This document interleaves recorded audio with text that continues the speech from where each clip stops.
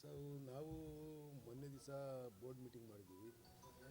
Board ಮೀಟಿಂಗಲ್ಲಿ ನಾವು ದರ ಹೆಚ್ಚಳ ಮಾಡಬೇಕು ಅಂತಕ್ಕಂಥ ಪ್ರಸ್ತಾವನೆಯನ್ನು ಸರ್ಕಾರಕ್ಕೆ ಮುಖ್ಯಮಂತ್ರಿಗಳ ಗಮನಕ್ಕೆ ತರತಕ್ಕಂಥದ್ದಕ್ಕೆ ನಾವು ಒಂದು ರೆಸಲ್ಯೂಷನ್ ಮಾಡಿದ್ದೀವಿ.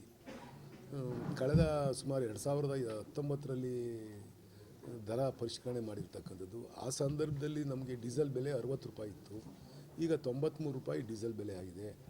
ಮತ್ತು ಸ್ಪೇರ್ ಪಾರ್ಟ್ಸ್ ರೇಟು ಕೂಡ ಜಾಸ್ತಿ ಆಗಿದೆ.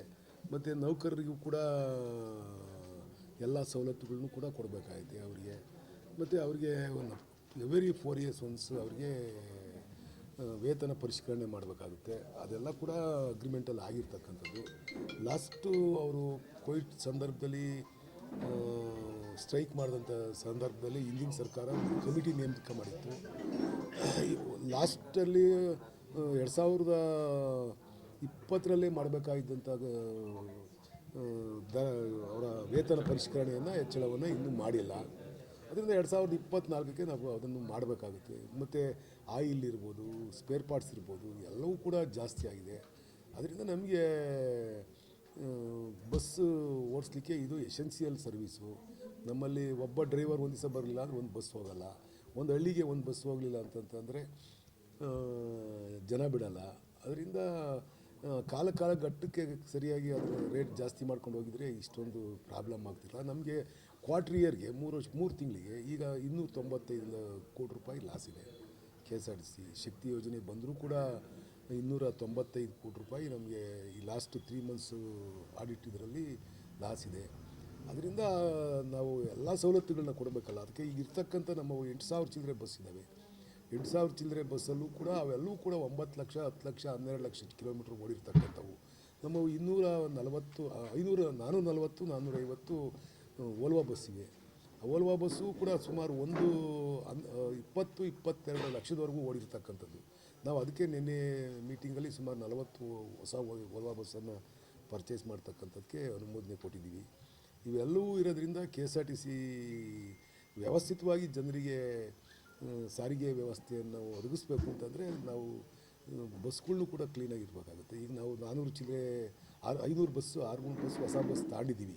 ಅದ್ರ ಜೊತೆಗೆ ಈಗಲೂ ಕೂಡ ಹೊಸ ಬಸ್ನ ನಾವು ತಗೊಬೇಕಾಯ್ತು. ಇನ್ನೂ ಇರ್ತಕ್ಕಂಥವು ಹಳೆ ಬಸ್ನಲ್ಲೇ ಓಡ್ತಾ ಇರೋದ್ರಿಂದ ಹೊಸ ಬಸ್ ಪರ್ಚೇಸ್ ಮಾಡಬೇಕಾಗುತ್ತೆ. ಅದಕ್ಕೋಸ್ಕರ ರೇಟ್ ಜಾಸ್ತಿ ಮಾಡಲೇಬೇಕಾಗುತ್ತೆ. ಆ ವಿಚಾರವನ್ನು ನಾವು ಮುಖ್ಯಮಂತ್ರಿಗಳಲ್ಲಿ ಪ್ರಸ್ತಾಪ ಮಾಡೋಕ್ಕೆ ಬೋರ್ಡಲ್ಲಿ ತೀರ್ಮಾನ ಮಾಡಿದ್ದೀವಿ. ಅಲ್ಲ, ಎಷ್ಟು ಪರ್ಸೆಂಟ್ ಹೆಚ್ಚಿಗೆ ಮಾಡ್ಬೋದು ಸರ್? ಅದನ್ನು ನಾವು 15ಇಂದ 20% ಜಾಸ್ತಿ ಮಾಡಿಕೊಡಿ ಅಂತಕ್ಕಂಥದ್ದನ್ನ ಮುಖ್ಯಮಂತ್ರಿಗಳಲ್ಲಿ ಪ್ರಸ್ತಾವನೆ ಕೊಡ್ತೀವಿ. ನೋಡಬೇಕು ಮುಖ್ಯಮಂತ್ರಿಗಳು ಎಷ್ಟು ಮಾಡ್ತಾರೆ. ಮಾಡಲಿಲ್ಲ ಅಂತಂದರೆ ಸಂಸ್ಥೆ ಉಳಿಯಲ್ಲ, ಇಲ್ಲ ಸರ್ಕಾರ ಕೊಡಬೇಕಾಗುತ್ತೆ. ಸರ್ಕಾರ ಯಾವಾಗಲೂ ಸರ್ಕಾರದ ಹತ್ರನೇ ಹೋಗಿ ಇದು ಒಂದು ಸ್ವಾಯತ್ತ ಸಂಸ್ಥೆ ಆಗ್ಬಿಟ್ಟು ಪ್ರತಿಯೊಂದಕ್ಕೂ ನಾವು ಸರ್ಕಾರನೇ ಅವಲಂಬಿಸ್ತಕ್ಕಂಥದ್ದು ಆಗಲ್ಲ. ಶಕ್ತಿ ಯೋಜನೆ ಬಂದಾದಂತ ಒಂದ್ಸಲ ಹೆಚ್ಚಿಗೆ ಆಗಿತ್ತು ಅಂತ ಇಲ್ಲ, ಶಕ್ತಿ ಯೋಜನೆದು ಸರ್ಕಾರಕ್ಕೆ ಒಂದು ಸ್ವಲ್ಪ ಪೆಂಡಿಂಗ್ ಕೊಡಬೇಕಾಗಿರ್ತಕ್ಕಂಥ ಯೋಜನೆ ಬಂದ ನಂತರ ಟಿಕೆಟ್ ದರ ಹೆಚ್ಚಳ ಆಗಿತ್ತು ಅಂತ ಇಲ್ಲ. ಟಿಕೆಟ್ ದರ 2019ರಲ್ಲಿ 19-20ರಲ್ಲಿ ಪರಿಷ್ಕರಣೆ ಆಗಿರ್ತಕ್ಕಂಥದ್ದು.